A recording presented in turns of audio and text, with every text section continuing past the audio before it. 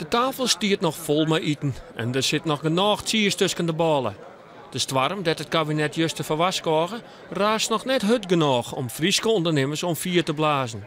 Maar de zwargen binnen Grut zou het duidelijk op een bijeenkomst van de Rotary. De werkgever gaat wel degelijk volgend jaar veel meer betalen, want de premies voor werkgevers gaan enorm omhoog. Op de centen passen dus.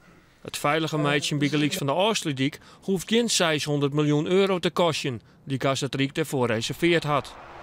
Sensoren die alle bedreigende golfslagen registreren, binnen langs het net. Dan kun je ook van tevoren maatregelen nemen als onderdeel van je totale inspanning. En dat zou dus ook betekenen dat die dijk misschien minder hoog moet, misschien anders ingericht kan worden binnen hetzelfde kostenplaatje. Ja, of nog goedkoper, Sissio. Of misschien zelfs wel goedkoper. Nog meer jachtpuntjes.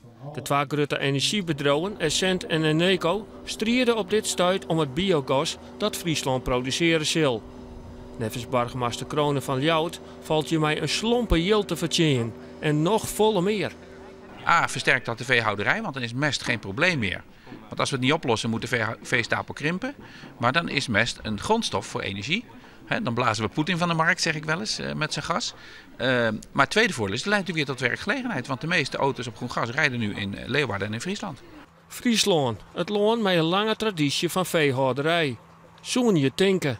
Maar keimelken, dat wil haast net in je meer.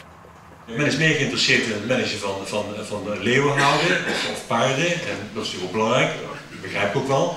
Maar koeien zijn er al om. En we moeten die koeien melken, we moeten die melk verwerken, we moeten er producten van maken.